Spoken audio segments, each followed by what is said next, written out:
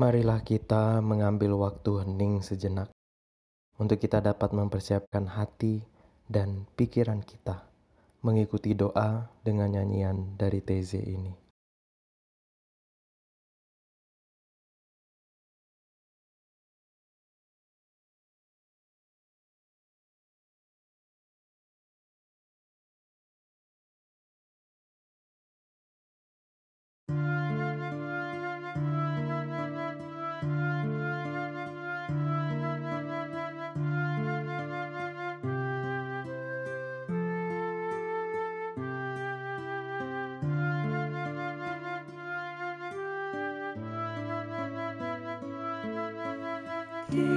Tinggallah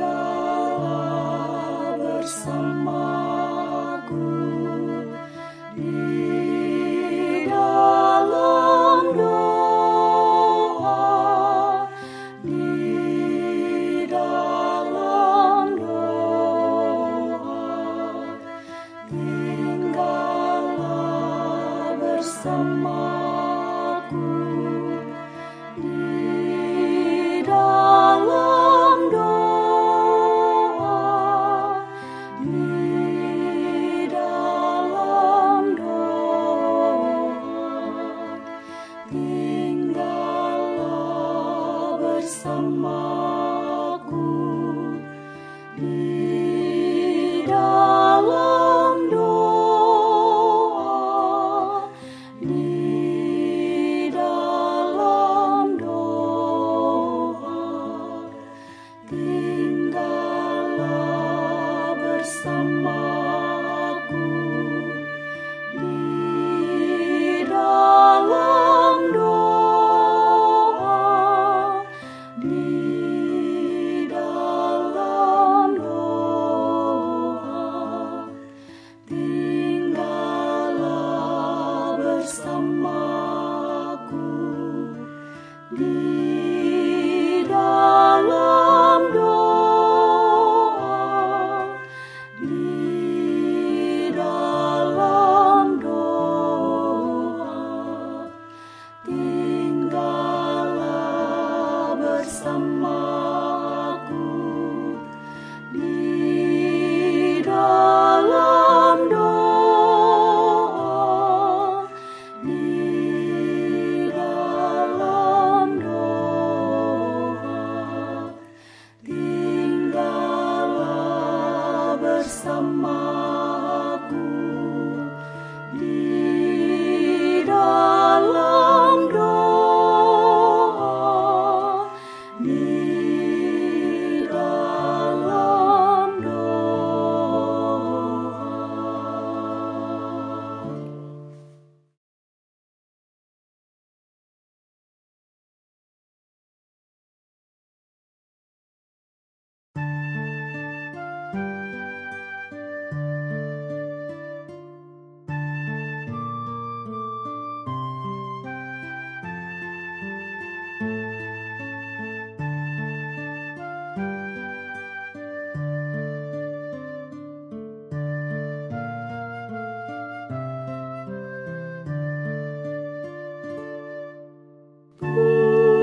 Pujilah Tuhan, pujilah nama-Nya. Pujilah Tuhan, sumber kehidupan.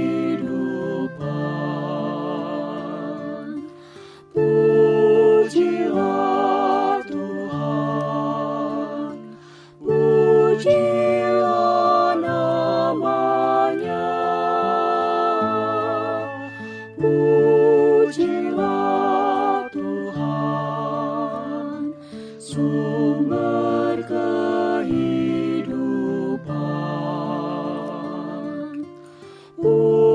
Pujilah Tuhan, pujilah nama-Nya. Pujilah Tuhan, sumber kehidupan.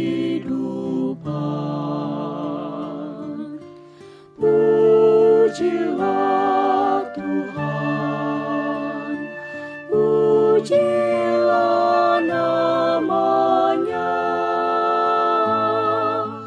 pujilah Tuhan, sumber kehidupan. Pujilah Tuhan, pujilah namanya, pujilah Tuhan, sumber kehidupan. Pujilah Tuhan, pujilah namanya, pujilah Tuhan, sumber kehidupan.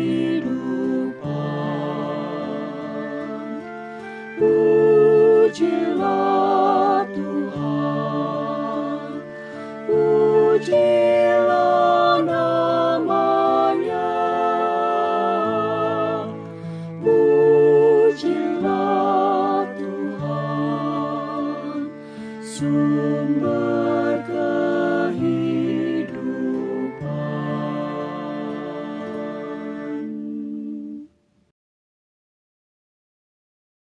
Lukas 8 ayat 22 sampai 26. Pada suatu hari, Yesus naik ke dalam perahu bersama-sama dengan murid-muridnya. Dan ia berkata kepada mereka, "Marilah kita bertolak ke seberang danau." Lalu bertolaklah mereka. Dan ketika mereka sedang berlayar, Yesus tertidur. Sekonyong-konyong, turunlah taufan ke danau, sehingga perahu itu kemasukan air, dan mereka berada dalam bahaya. Maka datanglah murid-muridnya membangunkan dia.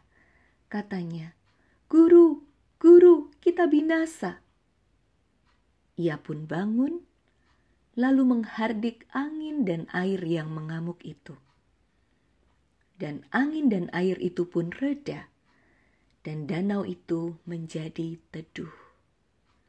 Lalu katanya kepada mereka, "Di manakah kepercayaanmu?"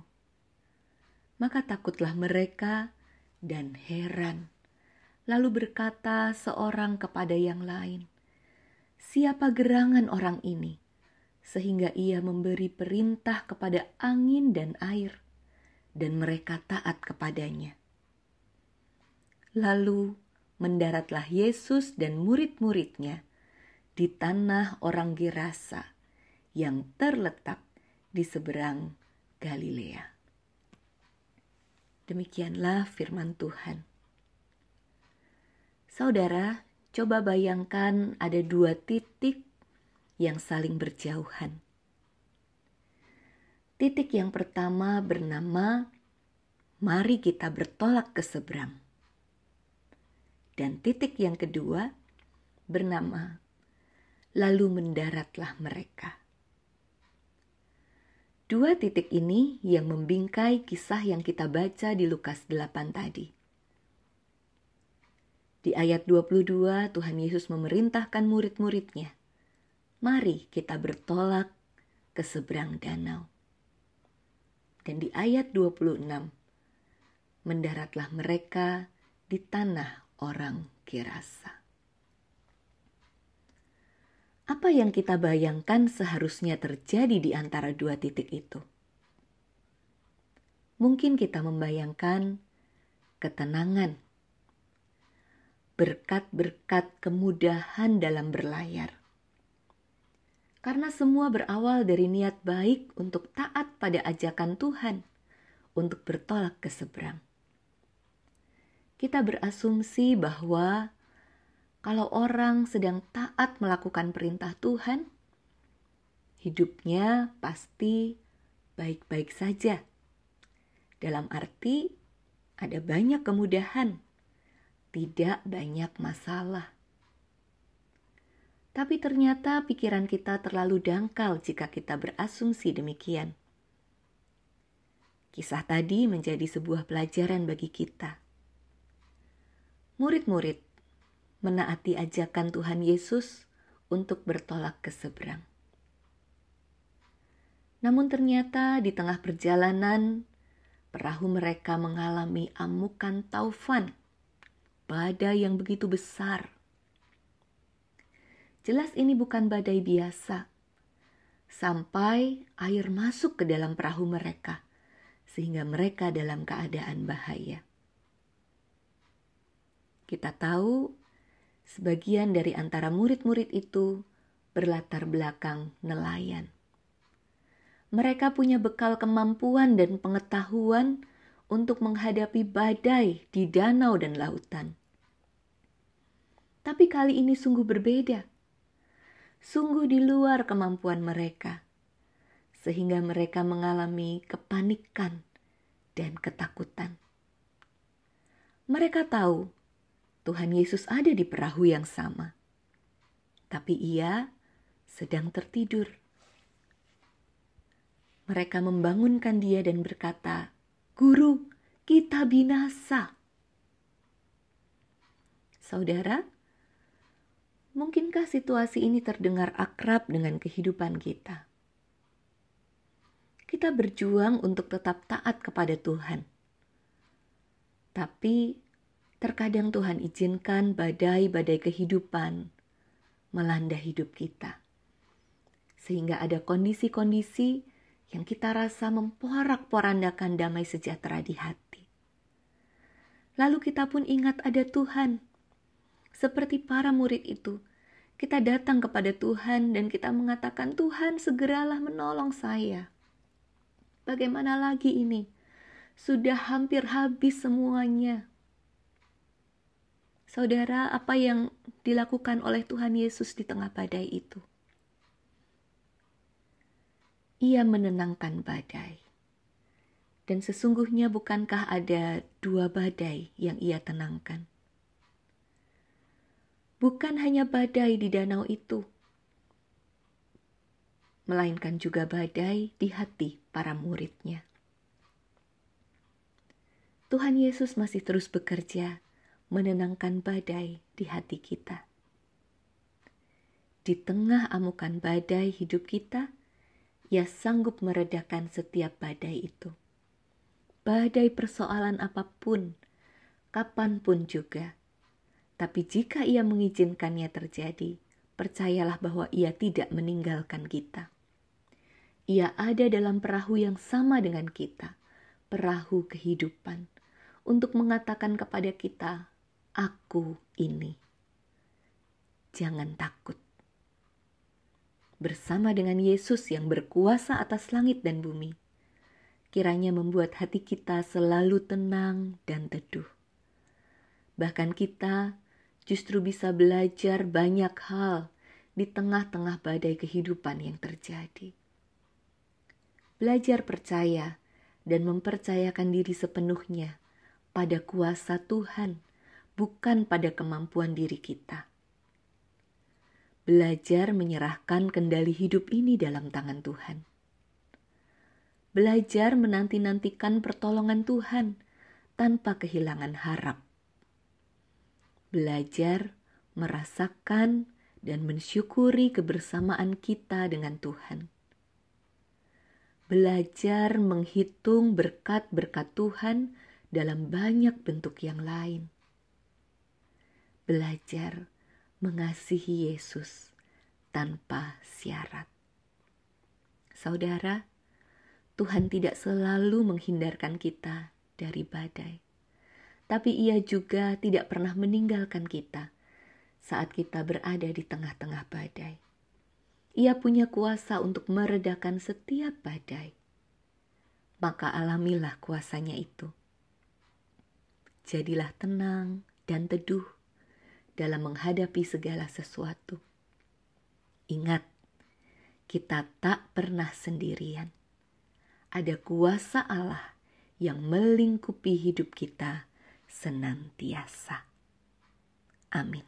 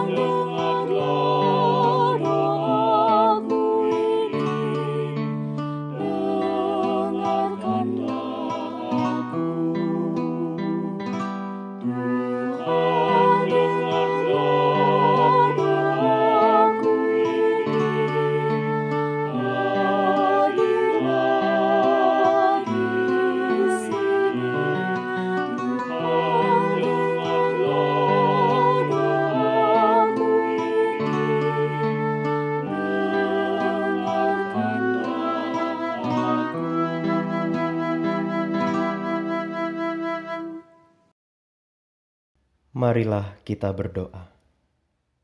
Ya Bapa, kami meletakkan hidup kami sepenuhnya dalam tangan-Mu. Di tengah berbagai macam persoalan yang kami hadapi. Di tengah badai yang terus mengamuk dalam hati dan pikiran kami. Kami mau tetap percaya dan terus diajar oleh Engkau sendiri. Agar makin hari kami makin bertambah hikmat. Asal Engkau tetap beserta, kami mau terus melangkah maju. Ya Tuhan, inilah doa kami. Tuhan, dengarlah doaku ini. Hadirlah di sini. Tuhan, dengarlah doaku ini. Dengarkanlah aku.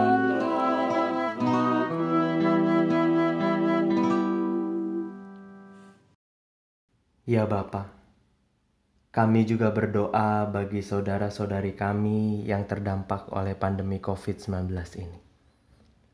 Mereka yang membutuhkan penghiburan, Tuhan, hiburkan. Mereka yang penat dan tidak tahu harus melakukan apa dan bercerita pada siapa, Tuhan, Engkau dekat. Mereka yang butuh jalan keluar, Tuhan, Engkau ada di sana. Membukakan pintu bagi mereka. Dan tolong, buatlah kami semua dapat selalu sadar dan yakin akan pertolongan Tuhan. Bahwa memang tidak selalu sesuai dengan jalan pikiran kami, tetapi tetap selalu yang terbaik. Ya Tuhan, inilah doa kami. Tuhan, dengarlah doaku ini. Hadirlah di sini.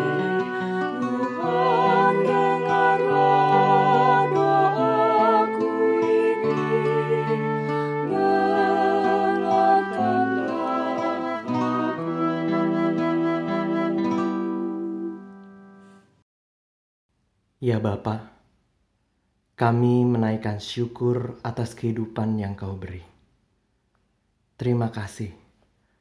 Tahun ini kami boleh terus berjalan bersama Tuhan. Terima kasih untuk kebaikan-kebaikan kecil yang boleh kami rasakan di sana-sini. Terima kasih untuk hari yang cerah. Terima kasih untuk awan yang gelap yang menurunkan hujan. Terima kasih untuk sahabat. Terima kasih untuk orang-orang yang menjengkelkan hati. Terima kasih, karena melalui semuanya ini, kami tetap dapat melihat Tuhan, berjumpa dengan wajah-Mu yang penuh kasih. Terima kasih ya Tuhan. Ya Tuhan, inilah doa kami. Tuhan, dengarlah doaku ini. Hadirlah di sini. Tuhan, dengarlah doaku ini. Dengarkanlah aku. Ya Bapa, inilah doa kami. Jadilah pada kami seturut dengan kehendak-Mu. Dan biarlah seluruh kehidupan kami memancarkan kemuliaan Tuhan. Terimalah ya Bapa seru doa kami. Dan dalam nama anak-Mu yang tunggal, Tuhan kami Yesus Kristus, kami panjatkan doa ini. Amin. Tuhan, dengarlah doaku ini. Hadirlah di sini. Tuhan, dengarlah doaku ini. Dengarkanlah aku. Tuhan, dengarlah doaku ini. Hadirlah di sini. Tuhan, dengarlah doaku ini. Dengarkanlah aku. Tuhan, dengarlah doaku ini. Hadirlah di sini. Tuhan, dengarlah doaku ini.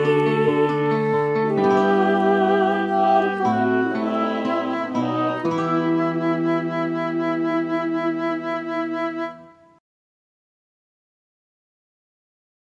Jika kami harus menerjang badai, biarlah Engkau ada bersama dalam perahu kami. Jika kami harus menyusuri gelap malam, biarlah cinta-Mu berpendar lembut menunjukkan jalan bagi kami. Jika kami harus melalui jalan berbatu, juga berliku, biarlah tangan-Mu yang menopang, supaya kalaupun kami harus jatuh, kami tidak akan sampai tergeletak.